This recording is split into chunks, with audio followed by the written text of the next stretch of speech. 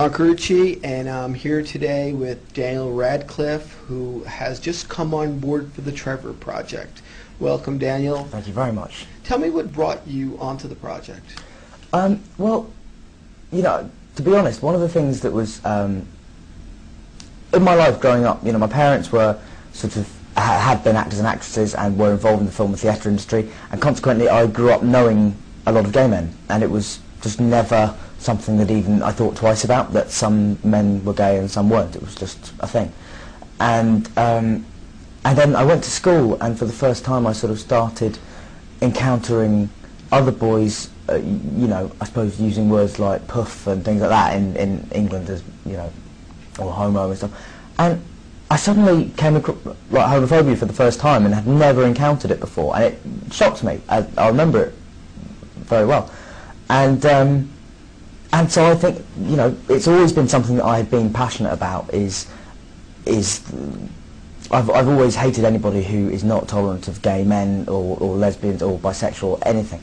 And I'm now in a very fortunate position where I can actually help or do something about it. I mean, or I'm in a very fortunate position where I can help something like the Trevor Project. Now, what did you ever, growing up, I know Trevor also deals with bullying and things like that, and I mean that's essentially what, to prevent teenage suicide. Yeah. Have you ever experienced growing up any sort of discrimination or against me? Against for any reason? Well, yeah, I would describe myself as being gently eccentric, anyway. And slightly, I'm slightly different just as a person, just because I've had a very different set of influences growing up than anybody else of my peer group did, because I was going to two schools that were kind of, my first two schools were sort of that whiter than white, absolute middle class, and I think, well, at my second school, I think I'm right in saying that I was one of only 2 or 3 boys in my class whose parents were not either bankers, lawyers, stockbrokers, or something, or stuff like that. And so consequently I didn't have, and also, although I grew up in very, very privileged, background, middle class English life, that wasn't so always my parents. My mum had, was fairly well set, but my dad grew up in a working class council estate in Northern Ireland, so it's not like so I've always been aware that there are people who, and I've always felt very lucky to have had the life that I've had. But so, in terms of discrimination, it wasn't discrimination about anything. I was picked on occasionally, just because probably I was slightly odd or less. But I also had lots of very good friends at school. But there were some kids that didn't like me, and that was fine. But I never had to cope with anything serious about my religion or sexual orientation or anything like that. I was always, very fortunate that I didn't have to cope with any of that. How did you first find out about Trevor? Sorry. Well, when I was over here doing Equus, we got talking to. Well, I'd known kind of quite a few gay guys over here, and I just sort of was very warmly accepted by the gay community of New York, and made a lot of very, very good friends. And it was sort of through them that I started finding out more and more about the Trevor Project and what it did, and it just immediately became something that we wanted to be involved in. Now tell me a little bit about the PSA. Can you describe what it is that we're going to see? It's very straightforward, really. It's just me saying, giving the phone number and the address, and telling people what the Trevor Project, the website address, and telling people what the Trevor Project is and what it does. And it is a 24-hour helpline, and for anybody gay, lesbian, bisexual, transgender, or questioning youth to call, and it is 24 hours a day. And I've met a lot of the call centre workers here. I mean, I've only met 3 of them, but if the other guys that work here are as admirable and impressive and committed as these three people are, then it is an amazing service.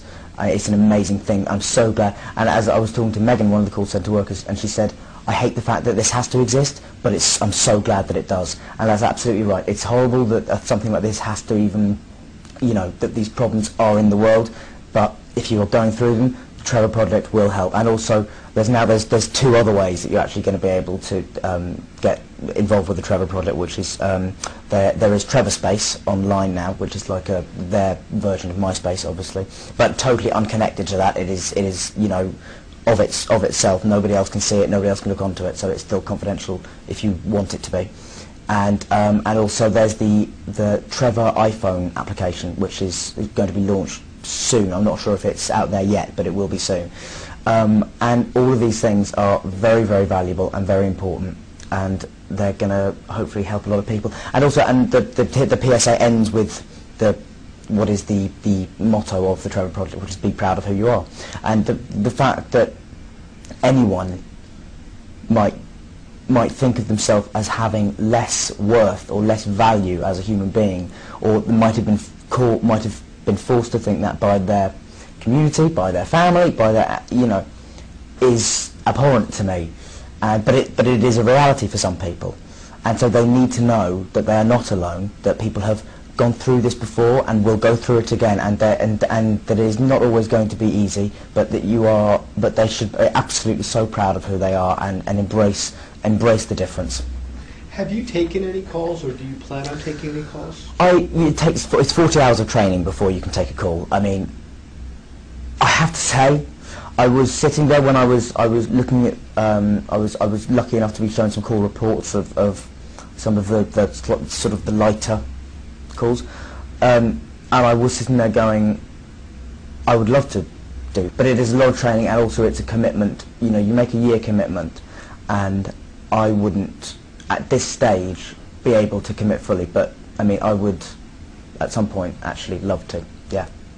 And what is your role in Trevor? I mean, obviously more than just the PSA. I mean, at the moment it is the PSA, and you know, the fact that I'm obviously financially involved as well, and very proud to be so. But particularly after visiting today, I want it to be the start of a very long relationship that I have with the Trevor Project, because having seen the work they do here, I mean, it is so incredible and life affirming, and also so important, and it's something that's also overlooked. And also I think it's important actually for somebody from a big commercial movie series like Harry Potter or something like that, and particularly as I'm not gay or bisexual or transgender or lesbian, you know, I mean, I think the fact that I'm straight makes not a difference, but just the fact that,